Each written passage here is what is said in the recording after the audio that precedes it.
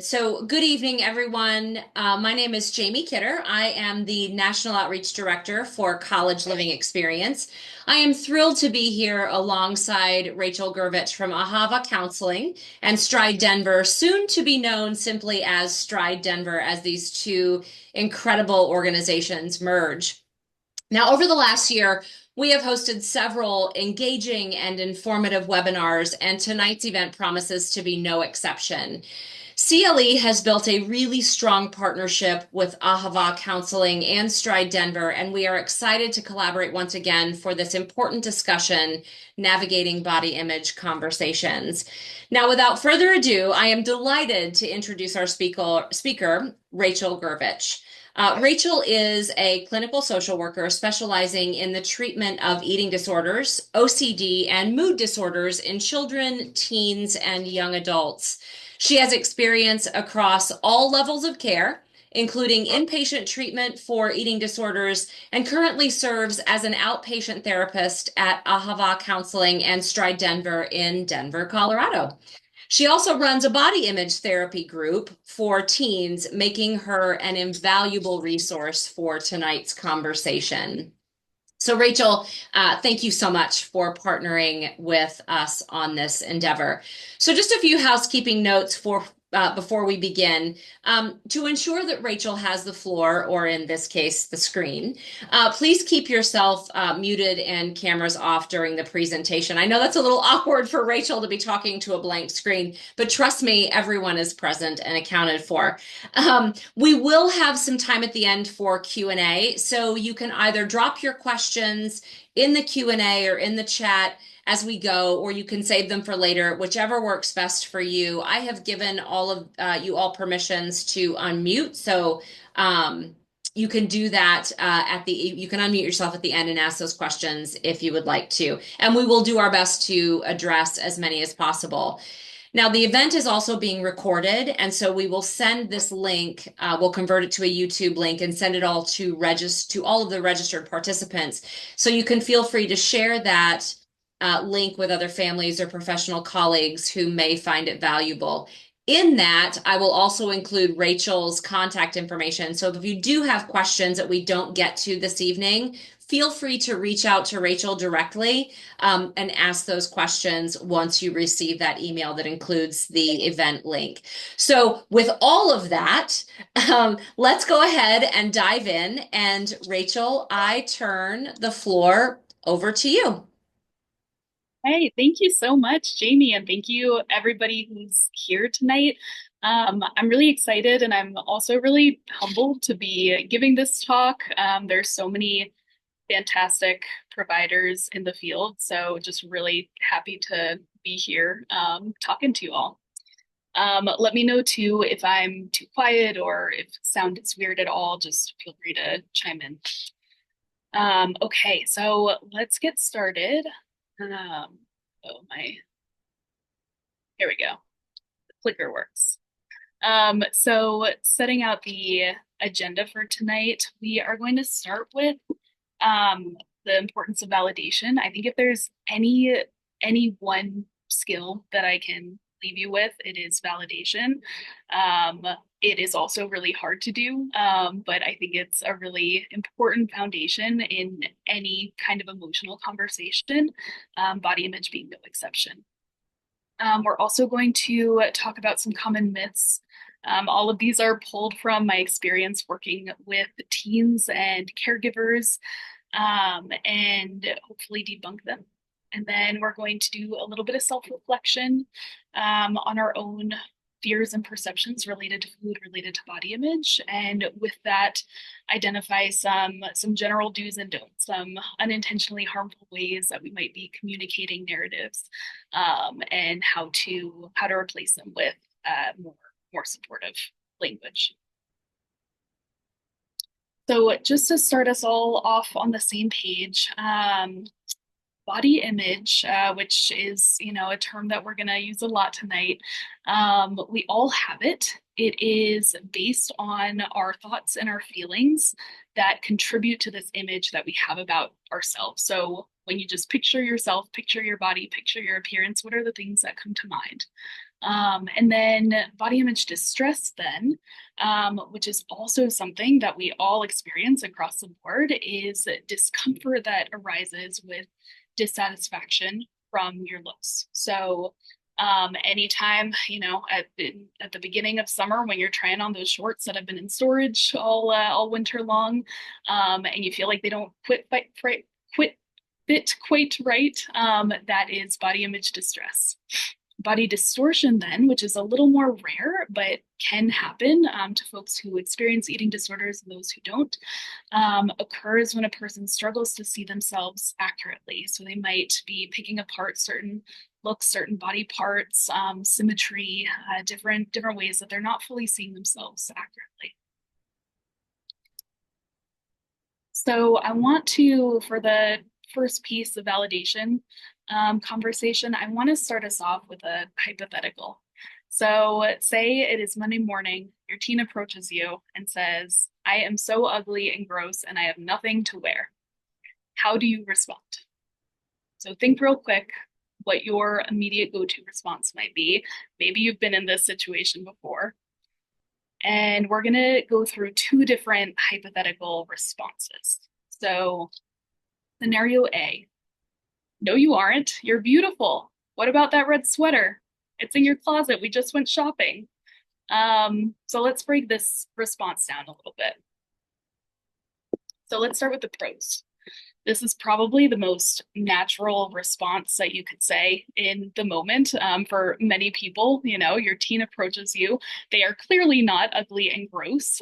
You think the world of them, and they have all these clothes. So you're saying the truth. You're saying what's going on.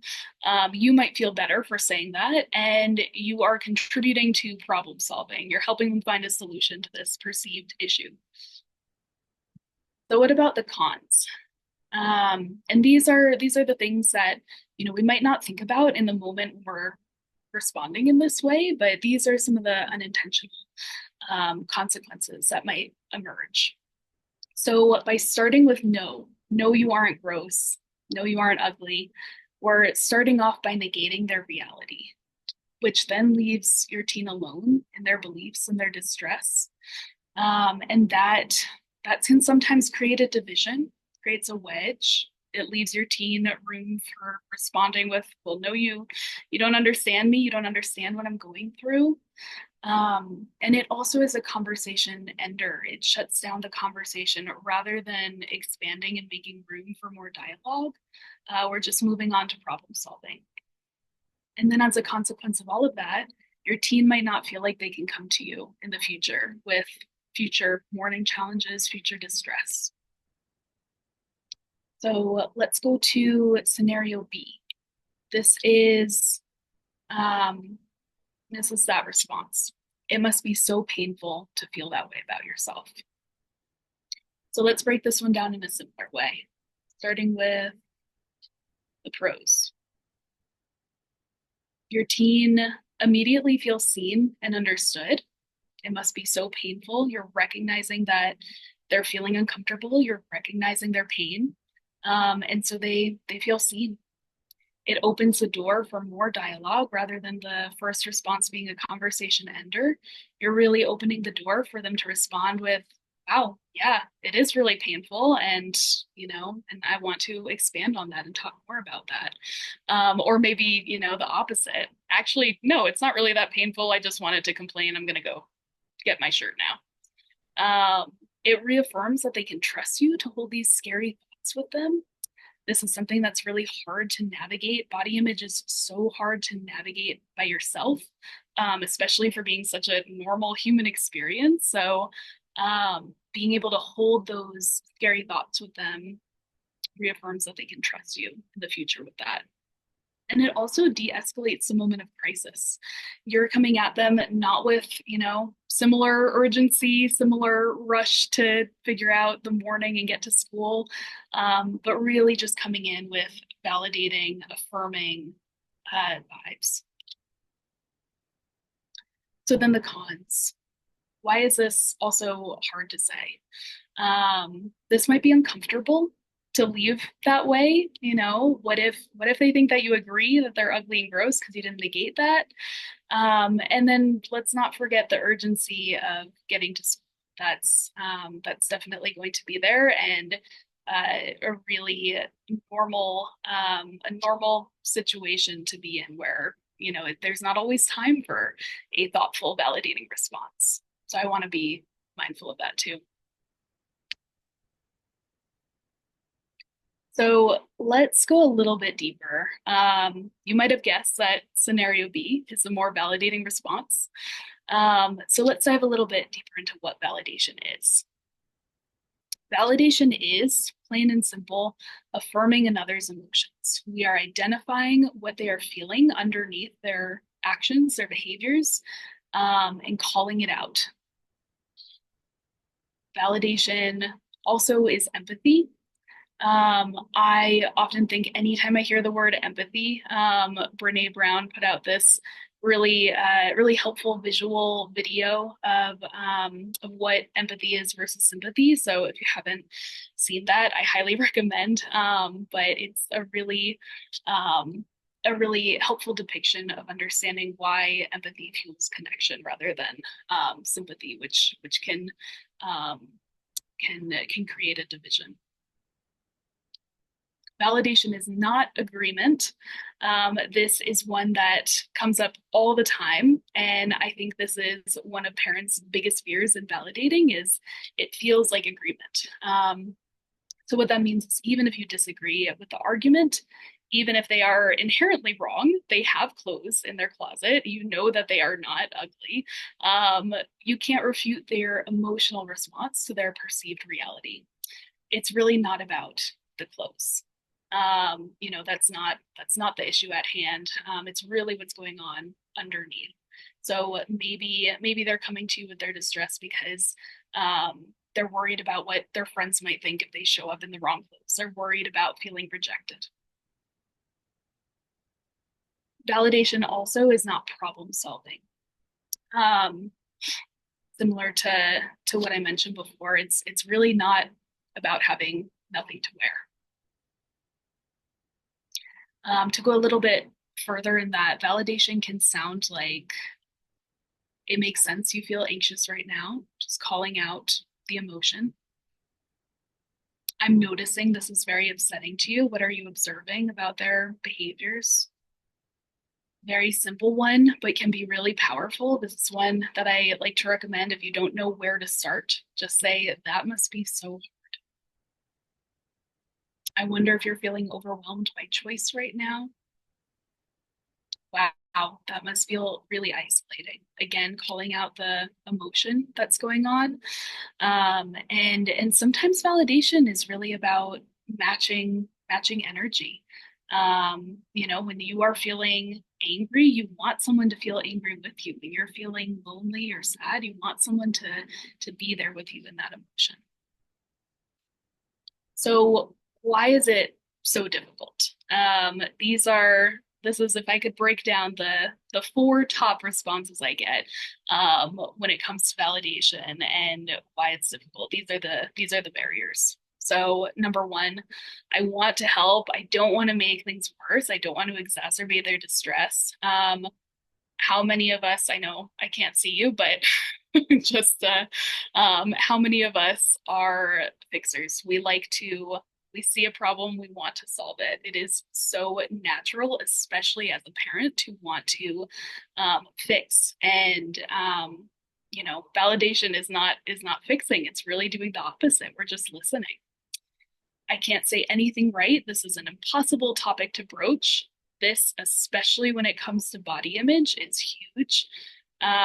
You want me to talk more, acknowledge body image with teenagers? Heck no, I am not touching that with a 10-foot pole. Going deeper into it feels really scary. If we keep talking about it, they'll feel worse. That's another big one. Sometimes it feels like if we keep talking about it, it's just going to get bigger and bigger, and we just need to redirect them. We just need to change the topic, and that'll make everything better. If I haven't figured out how to love my own body, how can I help my teen learn to love theirs? This is one that can be really vulnerable for folks to admit. But again, body image is something that we face across the board, body image distress. And validation really comes down to finding that emotion that the other person is expressing, finding that within yourself, and finding a way to connect to that. And that can be really scary to broach if that's not something that you've done your own work with and you feel comfortable going further into. So because we know validation is really hard, why is it so important? What are the benefits? What are the good things that we get out of it? So number one, validation helps us develop emotional language, especially when not everybody has had the privilege of going to therapy. Not everybody knows what they're feeling at all times. That's something that often we have to learn, sometimes as adults. And so validation can really help us get at the emotion and help us come closer to self-awareness. It fuels connection. Like I was saying before with the Brene Brown video, it tells the other person that I am here with you in the discomfort. I am holding this space with you. It can help with emotion regulation. There's a lot of different language for this, but I like to use, if anyone has read Dan Siegel's The Whole Brain Child, downstairs brain where your limbic system is to upstairs brain where your prefrontal cortex is. You are acting as their prefrontal cortex in these moments of distress. And so you are helping move them from their downstairs brain, from panic into logic and reasoning. It also targets the root, not just the symptom. We're going deep here. We're identifying what's going on. It's not just about the clothes. It's not just about the urgency. It's about the discomfort. It's about connection. And it also builds distress tolerance. That idea of talking about it makes things worse. It's actually the opposite. Talking about it helps build resiliency in yourself, in your kids, and being able to even just sit with it, listening, talking about it, sitting with that discomfort and not problem solving really builds that ability to tolerate the discomfort of it. So now that we have a foundation for validation, let's get into some myth busting. So number one, and I'm going to bring us through 4 different examples. Not all the things that I've heard, but some of the big ones. So starting with number 1, it's bad to eat dessert every night after dinner. So I am coming to you, full disclosure, from my perspective as a clinical social worker and a therapist. But I will have you know that this has been backed up by several dietitians that I have worked with as well. So what I would say in response to this one, having variety in your diet is really a good thing. Being willing to try new foods, not demonizing one type of food, will help develop a healthy attitude towards eating. The stress of restricting your diet is often more harmful than the food you were trying to avoid in the first place. That I cannot overstate, because it, especially when we're thinking about the neurodiverse population, really anyone who struggles with rigidity in thinking, we latch onto these rules. It's bad, it's good. What type of narrative are we perpetuating? And I'll speak more on the foods being bad or good in subsequent slides, but really moving away from rigid thinking and expanding. It doesn't mean you have to eat dessert every night after dinner, but knowing that it's not bad to do that is really important. The BMI, body mass index, and weight are accurate indicators of health. This is one that I feel so strongly about. I have so many strong feelings about, mostly because I have seen a lot of clients, a lot of patients, after they've had really really black and white conversations kind of similarly in doctors' offices. They've come from their primary care physician and they hear that they hit a certain number on the scale, they hit a certain criteria in BMI, and they are now coming in feeling so much shame. And so, what I would say in response to this one, a number, an arbitrary number, does not determine a person's health. BMI, in particular, is outdated, it's arbitrary, it doesn't differentiate muscle from fat, it doesn't take into account age, especially when we're talking about teens. There's no way to account for the fact that they're still growing. It doesn't take into account body shape, the way fat is distributed, whether it's fat around your heart, fat around the muscles in your legs, ethnicity, genetics, etc. And it's controversial, this one, because the BMI is still so widely used, even as a measure in eating disorder treatment as well. But I'd really encourage you, if BMI is the only indicator of health that your providers are using, I'd really encourage advocating for diversifying that, using growth charts, using lab work, because that can be really telling as well. This next one, emotional eating is bad. So especially in the eating disorder world, I get this one a lot. And so in response to this one, I would say eating is inherently an emotional experience. Some foods bring us nostalgia. There are some foods that bring us joy, comfort, and it's stressful to be food insecure. The important distinction that I want to make is that when food becomes our only means of coping, we might be overly dependent on it as an emotion regulator, and that's when we can come in with therapy. We can come in with additional coping skills. So the answer is leaning in heavier on the tools, not adding shame, not saying that, again, the black and white, not saying that it's bad. When you have a bad day at work and you want to go home and eat a cookie, that is so normal. That's such a normal human experience. If you are eating a cookie every time you're feeling stressed or anxious because that's your only means of getting through the day, that's when maybe we want to add in some additional tools. But adding shame is not the answer. This last one, parents cause eating disorders. This one I have heard, usually indirectly, because this one can be really painful to acknowledge directly. But I think this is something that a lot of parents feel because there's been so much misinformation in the eating disorder field for decades prior to this recent past couple of decades where that narrative is changing, but there had been so much language around blaming parents for eating disorders that it's really hard to unlearn that. And I think in particular, I want to acknowledge eating is a really sensitive topic. There's, a lot of normalized self-blame because eating is a basic need, and feeling like you're not able to feed your child, it feels like such a basic thing that you're not able to do, but know that that's not what's going on, and eating disorders come from so many different places, so many possible causes of an eating disorder.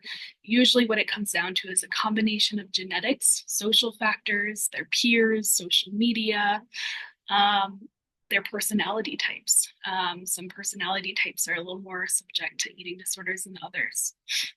Parents do not cause eating disorders, but they do play a major role in helping a child develop a healthy attitude towards their bodies and in eating disorder recovery. I am such a strong proponent of family involvement in eating disorder recovery. Really in therapy across the board, I think families play such a major role. There's I can give a teenager all the affirmation in the universe, but it's not going to mean anything compared to what a parent or a caregiver can provide for their child. And this last point, it's okay to make mistakes as a parent. Parents are human beings make mistakes. And from an attachment perspective, relationships are just a series of ruptures and repairs. And it's really how we navigate the repairs that is the most telling of a tight bond. So on that note, let's shift to a little bit of self-reflection.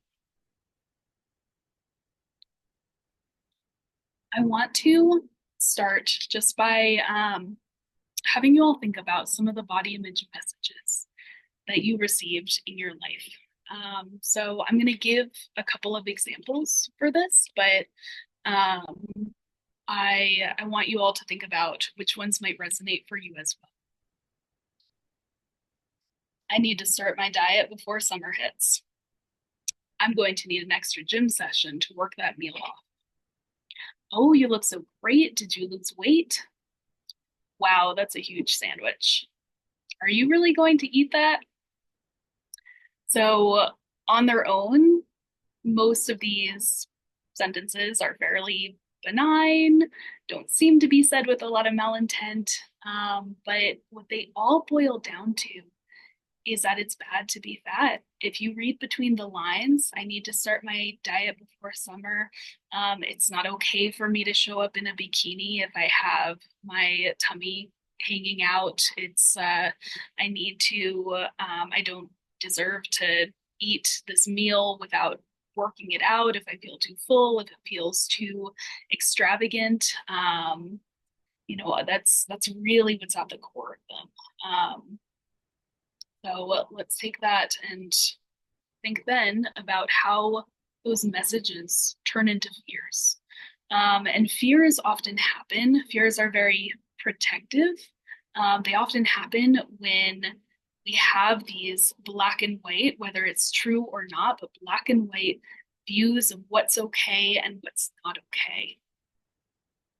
And so let's think a little bit about this for you. And again, I'll read through these and see which ones, if any, resonate. What fears do you specifically have? Is my child eating enough? Is my child eating too much? Am I a bad parent if my child is fat? What will other parents think? What will my family think? Is my child going to be bullied for their looks? Will my child have good food habits as an adult? I think a lot of what's happening is this chain reaction where we have these messages that we hear over the course of our lives, and those messages then turn into fears.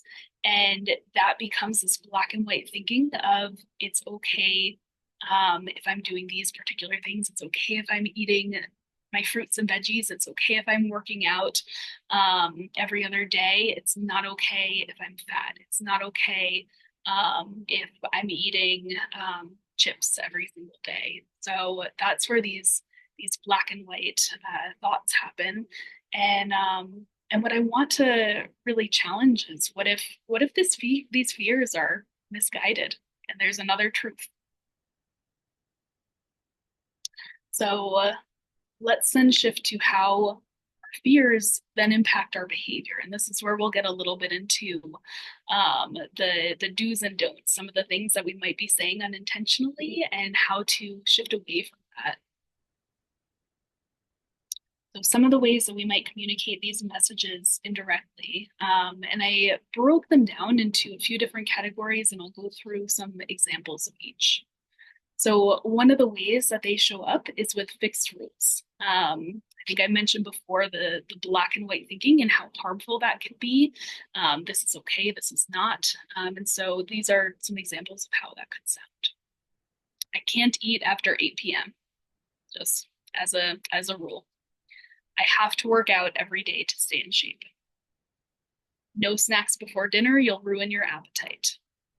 So these are things that we might say, we might say them to ourselves, we might say them to others, but they really come back to these fixed rules. Foods are bad or good, and then as a consequence of that, I am bad or good for eating certain foods. So what does this sound like? I'm going to be bad and eat this muffin. You're so good for eating a salad. I could never eat a funnel cake. It's so bad for you. Again, these are things that, you know, people say all the time, whether or not we say them, we definitely hear them. Exercise is punishment. So this is one too that that if then of I really, I can't eat this, or if I do this, then I have to work out. I can't just enjoy this muffin. It can't just be something that I enjoy. It has to be like a guilty pleasure, or you have to do something to make up for it. So this can sound like I ate so much, I have to go walk this off. If I eat that chocolate, I'll have to add an extra 15 minutes to my run. I'm so out of shape, I really should work out. So again, a lot of those if then. So how do we move away from these? What are the things that we can say instead? So rather than having these fixed rules, what if we adapted the plans to meet your needs, have some flexibility? I already had dinner, but I'm still hungry, so I'm going to eat another snack before bed, and that's okay. I didn't sleep well last night, so I'm going to skip the gym. Normalizing, if you're not feeling well, it's okay. It's okay to not do everything exactly as you told yourself you would. All food is good food. And this one can be tough. A lot of times to unlearn the good and bad. I would be willing to bet if I went through a food list of, broccoli, chips, potatoes, chocolate, it's so easy to determine for everybody, this is good, this is bad. We'd be able to categorize them. But if we expand our thinking to all food is good food, then what we get rather than the I'm bad or good for eating this food is what you eat is not a reflection of your birth. So here are some examples of how that could sound. This muffin reminds me of the ones my grandma used to make. So even if there's not necessarily any nutritional value that you're getting out of it, it's filling you up and it's delicious and it reminds you of your grandma, nostalgia. My sister told me that we should try the fried Oreos at the state fair. It's about the experience. It's about, being able to get together with your friends and eat pizza. Some of my favorite memories are eating ice cream with my mom. Exercise as joyful movement and or a social experience. So rather than thinking about exercise as punishment, being mindful of adding movement when it creates joy or when it's for social purposes. Let's do a family bike ride on Sunday. The weather's going to be so nice. Want to come with me to walk the dog tonight? I'd love to hear about your day. Just adding movement to the day and not necessarily making it an if then. And then I also wanted to expand on this. I think it's always helpful to leave folks with more things that you can do rather than the you can't do this. So I wanted to make space in this for compliments because I think that is a huge one that comes up with my teens all the time. There's rarely a need to comment on another person's body, and so when it feels like you want to compliment the other person, say, you look you look so cute today. Sticking to compliments because we don't know for many people how that is going to affect them, or what they're going to internalize, what they're going to compare this compliment to what they received the other day from you. So sticking to compliments about personality, disposition, likes and interests, achievement, etc. I love your energy. You always know how to cheer me up. That's one of my favorite compliments to receive. I love your music taste. And then, and I threw this in. I know this is something that especially within the neurodiverse population and folks who love neurodiverse individuals. Um, I know that's a community that's so good at advocating for your people. And so, really expanding that to body image as well, advocating in family and community settings. I often think about because this my busiest time of year is usually right before or during the holidays. Holidays add so much stress, and there's always going to be that extended family member commenting on appearance, commenting on weight. And so, plain and simple, if you see it, say it. I don't think comments on my child's body are necessary, just plain and simple. You can also redirect to a different topic when you sense discomfort or triggers.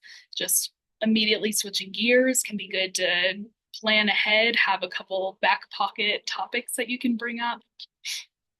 Check in with your child. Do you feel comfortable? Do you need a break? How are you doing? How did you feel after that comment?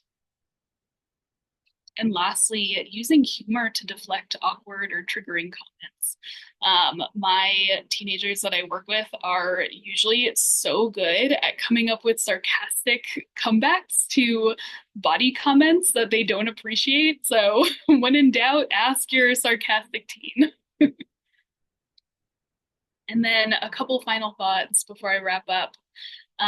Number one, this is a super uncomfortable thing to talk about. Body image, bodies, it's okay to normalize the discomfort of that.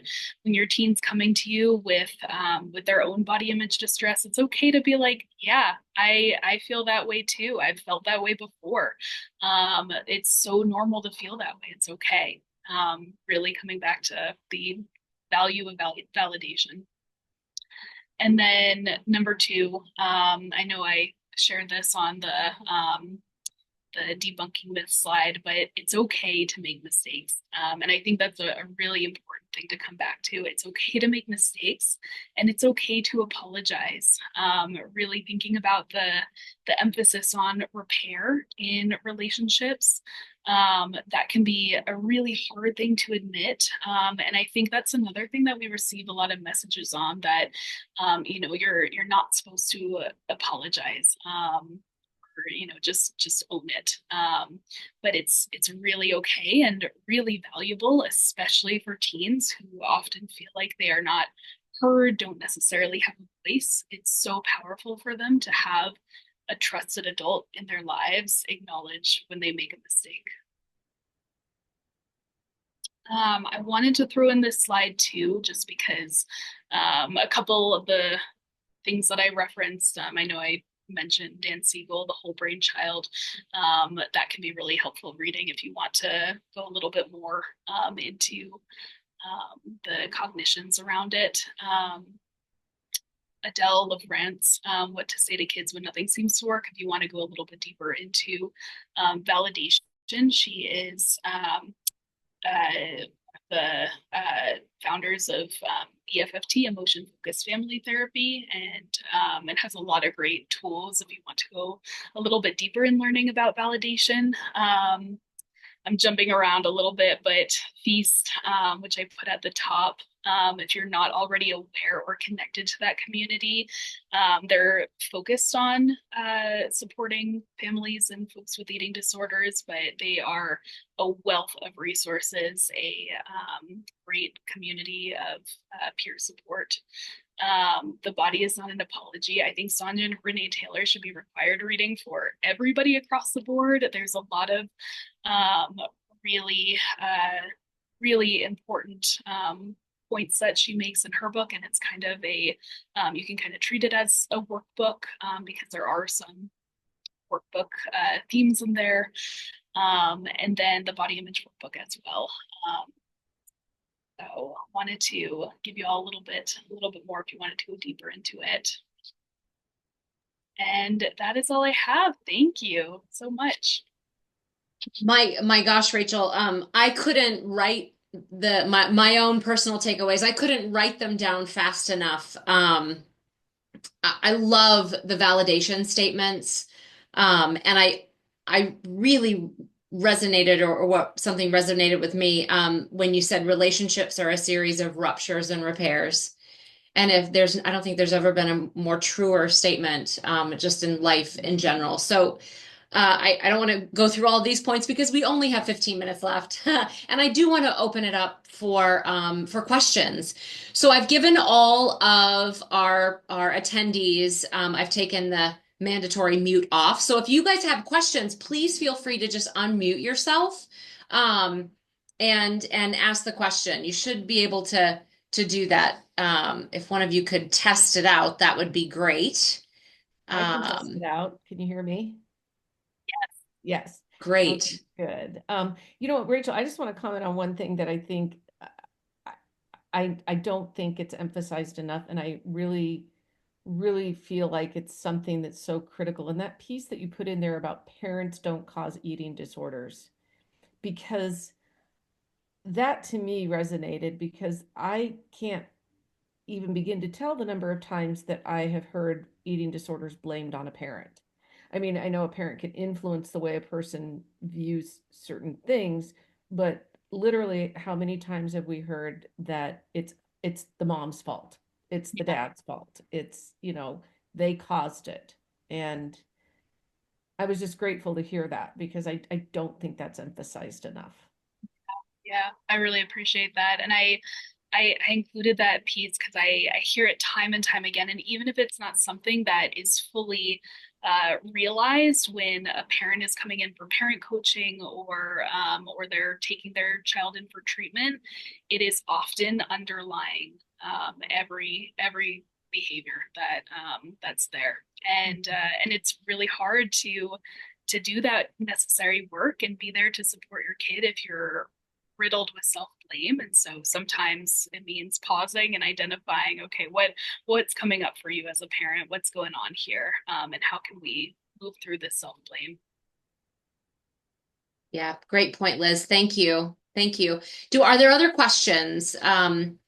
Do any of you have anything else for Rachel? Rachel, you touched on so many points, but I know that in this field and in society today, and what these young adults are dealing with today, um, you just scratched the surface. I mean, we could probably have you back in for the next 10 weeks doing an hour and a half presentation. I'll reach out to you later about that. I'm just kidding. I'm kidding. But you just really scratched the surface. So are there other questions, for Liz, or for Rachel or Liz? Liz, if you want to answer a couple questions too, that'd be great. And I'll leave it to Rachel. Okay. So, hi, Rachel. This is Jen Johnson. I'm with CLE. I just wanted to just thank you for this webinar. This is really, really great nuggets in there, for me as a parent, but also probably for a lot of our CLE centers. Just a really great refresher of a lot of the things that we can be doing, things that help guide our students or our kids in different ways and in more healthy ways with this whole topic. So, because there's not one of us that doesn't think that in the morning when we get up, like, oh my gosh, I have nothing to wear. I look ugly, right? Because we've all been there. So it's so unifying in a concept, because it doesn't matter who you are. We've all felt that way sometimes. But I really love that your examples of validation. It just gets me thinking of how I may have done that incorrectly in the past, but I can do it a little differently moving forward. So it's just really great information. Lots of good nuggets. And Jamie, I agree. I couldn't write stuff down fast enough, so I'm going to go back and review it, and, like, bullet point it. Yeah. Oh, I know. thank Thank you you. so much, This is Jen. Yeah, I love that. Thanks. definitely one to rewatch for sure. Other questions or comments for Rachel? Hi there. I'm the mother of a child who is in recovery from an eating disorder for the past 4 years, and want to say that validation is the hardest skill to learn. So thank you for those resources. And I would encourage anyone who is in this same space to take advantage of those resources and learn as much as you can, because man, it's hard to come up with the right thing to say in the right moment. Mhm. Very, very true. Thank you so much, Christine. And yeah, that I really appreciate you saying that too, because I can't overstate it as just the importance of value of validation and really comes down to any emotional conversation we're having. And I think too, especially in the overlap of the neurodiverse population, like I've had um,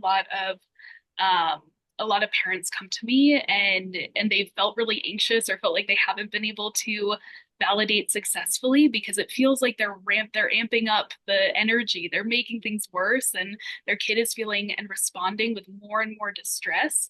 But that is knowing going into that what to expect, knowing that that's a really normal reaction. Like, absolutely, we're going into this emotion deeper.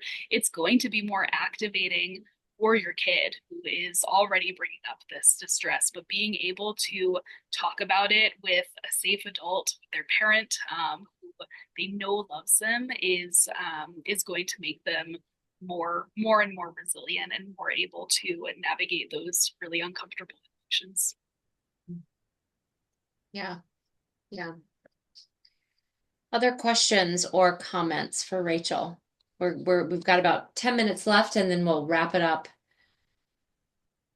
So many incredible takeaways, Rachel. I'm going to watch this on repeat, for sure.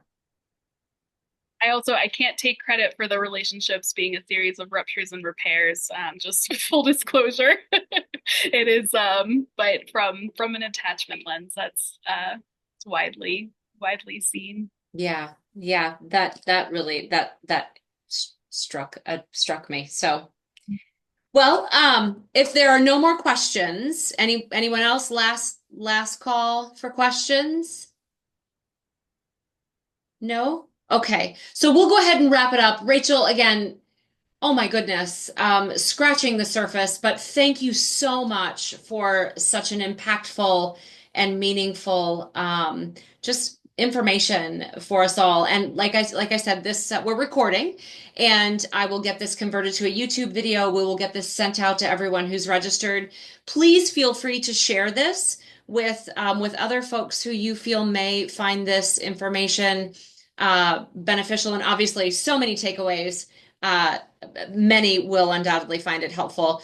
I will also include Rachel's contact information. So if you have questions or want to share things with Rachel, you can reach out directly.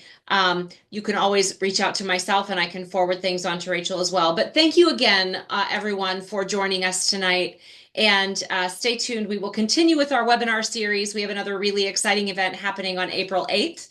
That is the parent-student perspective. For those of you who have been on our webinars before, we've done multiple parent perspectives, but now we are inviting their students, their CLE students, to talk about their experience as a CLE student, but now we've invited the students to join us. So that's happening in April. We'll get that information out as well. But again, Rachel, thank you so much for partnering with us. We so appreciate you. We love our friends at Ahava and Stride Denver.